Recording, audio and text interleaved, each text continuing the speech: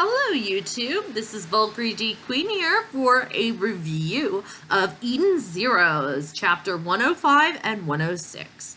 Now we're going to start with 105, which is Dragonfall. We start off with the Demon King has been introduced in his 4 new Dark Stars, which have seemed interesting.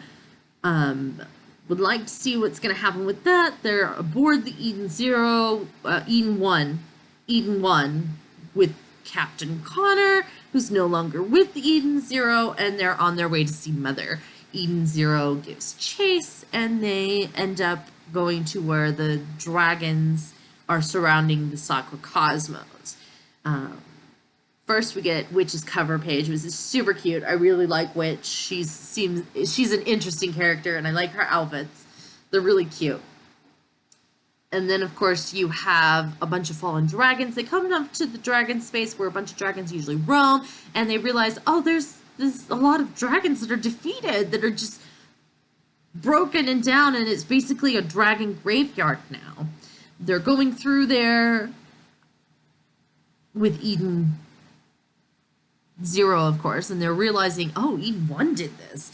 So that really puts and hypes up Eden 1 and its crew and its Dark Stars and the Demon King. And of course, there's several dragons. Suddenly, several dragons come aboard towards the Eden Zero that are alive and angry. Really angry and really ready to attack. So people bring their battle stations and they go down to their guns to manage the guns and start firing, which is really not defeating the dragons. And you get... I'm really bad at names. But the sword woman, Hermana is saying she's not very good of a marksman, so Jin comes in and says, I will do it. Because Jin doesn't want them to fail, because his sister there, and he doesn't really forgive Hermana for attacking his sister until Colleen, or Scythe, comes over and says, no, it's not her fault, it's Drake and Joe's fault, and he forgives her instantly, and Hermana's like, has a little funny moment, and I think it's a funny moment, because I really don't think Jin has a sister complex, but he says, oh, you have a sister complex. I don't think it's like a bad sister complex, it's just he's an older brother that really cares for her, doesn't want her hurt, and wants to protect her, and does listen to her, really doesn't care for anyone else, because you gotta realize that Jin's a mercenary. He doesn't really care for anyone else. He's willing to kill people and be hired to kill people. It's just he cares about his sister and what his sister cares about. And that's okay, because it's not in a very creepy way, like Gauche from Black Clover. That's really creepy. The only reason I'm okay with Gauche right now, I want him to tone down, is because of Grey and that coupling. But still, I think it would be a funny joke if Hermana mentions the sister complex offhanded now and then, and Jin gets frustrated and is like, no, I do not. But he's still like, whenever Killeen likes, and he goes with the flow with her. That would be funny. That would be a quirk. And then, of course, then you have Etherlink's sister, which says, put on your Etherlinks. You're going to link up the power with your ether to the guns, and you get Rebecca having fast bullets hitting and actually causing some damage to the dragons. And then, of course, you have Wise, and he makes a big, huge net and traps a dragon.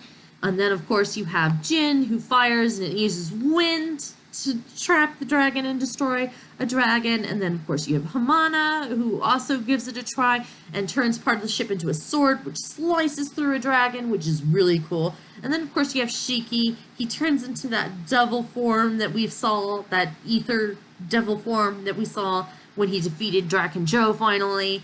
And he sends out a big gravity burst and gets rid of the rest of the dragon, which is really impressive. And they really like that. And then they suddenly end up in this water, underwater, with a bunch of fish around, and this big, huge fish, and they're like, ah! And they have to avoid the big fish. And then they open up and they see this beautiful cosmos with a bunch of water, fish floating around and swimming, basically. And they're in Poison, or is it Poseidon? Poseidon Nero Sector, Aoi Cosmos. So they're in the water cosmos. Aoi Oyo Cosmos. I hope that's pronounced right. I hope. And then we move back into chapter 106, which is Prayer Council. Well, I don't know who this Prayer Council is. It's going to be interesting. And we first start out with Sister Ivy around the cover. She's cute. I like her outfit. It's awesome. And then we move on to Xiaoming, the Time Oracle, who is the narrator of Eden Zero, and she narrates of what's going on, what happens, Demon King going up towards Mother, and they're now in the Aoi Cosmos. And of course you have Sinky tries to be friends, thinking that Jim and him are friends, and Jim saying flat out, we're not friends, I'm out of here if necessary for Colleen. And I kind of like that Jin's not being too friendly with them up yet and is just here for Colleen. I think it's going to play out a little bit more with in this cosmos that Jin's going to become a member of Eden Zero. I want Jin to become a member of Eden Zero with Colleen. That would be awesome. And I do want Colleen. Colleen's pretty cute. I like that moment, the last chapter where she had with Hormono. I have to learn how to say that. I do like her character. I just have trouble with names.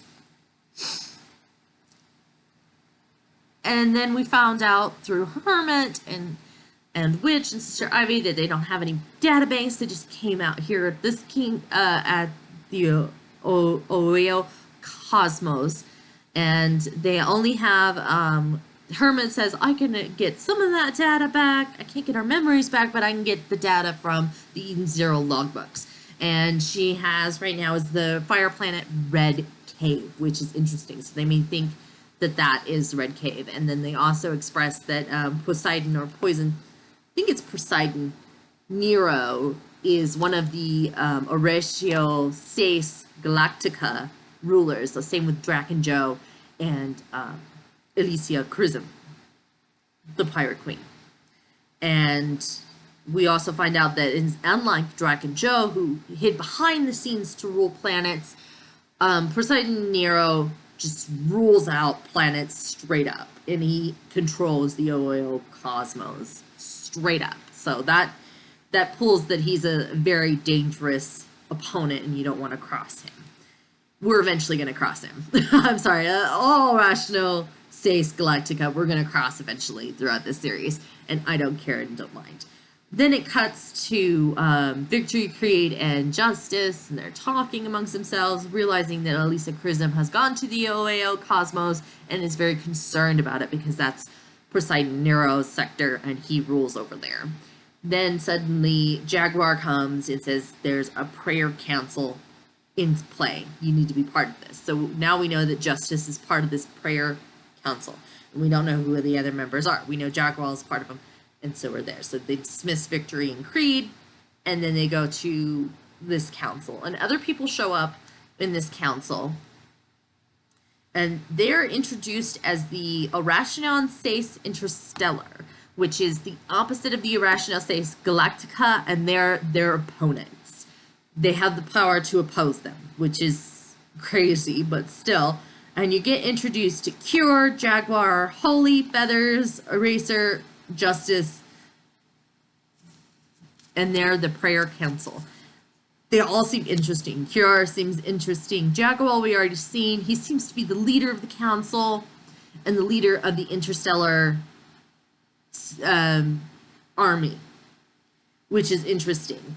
And Justice really follows underneath him, and we realize Justice is really part of the rules and regulation of the army, interstellar army, and of this organization of the Prayer Council.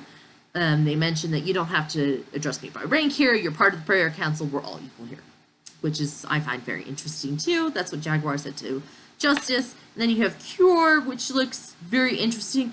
Holy and Feathers are the only girls in this Irrational Sais Interstellar, and they look very interesting. Eraser also looks very interesting, and I wonder if his ether is about erasing other people's ethers, and it would be very similar to Pinot, which can turn off electricity and ether as well. So I want to see what their abilities are. They seem very fascinating, very interesting, and I want to see what they are. But we also get a hint that Juster hates Alicia because she took everything from him. And I wonder what that is. I want to know their backstories, and that would be interesting because Justice is really gung-ho for that. And even Holly makes a comment of, "Oh, I'm so jealous that you're after her," and everything like that. And he really has a deep hatred for Alicia, and I want to know what that is. That would be interesting between the two of them. And then, of course, all of them seem interesting. I want to know more about them, and I guess we're going to get more about them eventually because they're going to be in contact of trying to defeat the Orasienses Galactica. And Justice has already mentioned that he has already sensed the people on Eden Zero that's been associated with Alicia in such a way has been the ones to defeat Drac and Joe. It wasn't the Interstellar agents that Noah sent out. So it wasn't that agent that did that. They know that it's from someone from Eden Zero that has a very high power ether. And they're referring to Shiki in this, and they know that, and Justice knows that, and everything. So that's going to be an interesting interaction. I think we're going to run into Alicia, of course, and then this Poseidon Nero and Justice, and Eden Zero is going to be tangled up into that, very much so, and I can't wait to explore this new cosmos. It's filled with fish, and even Rebecca has a callback of when she first met Connor, and maybe they'll have Connor and they'll meet Connor in the same way. It's just going to be the Aoi Cosmos instead of in the Sakura Cosmos, and that's how they're going to meet Connor again and integrate him as part of the crew. Because even Connor has expressed a few chapters back that he remembered such a dream of being around these kids and I don't think he likes working with the evil Demon King now and his 4 Dark Stars. But he has nothing to do because he was hired for this job, so he's going to make it this job. This is interesting. I can't wait till next chapter. Comment on which favorite Orasienses Interstellar member do you find interesting and want to know more about? And also comment and like and subscribe if you would like.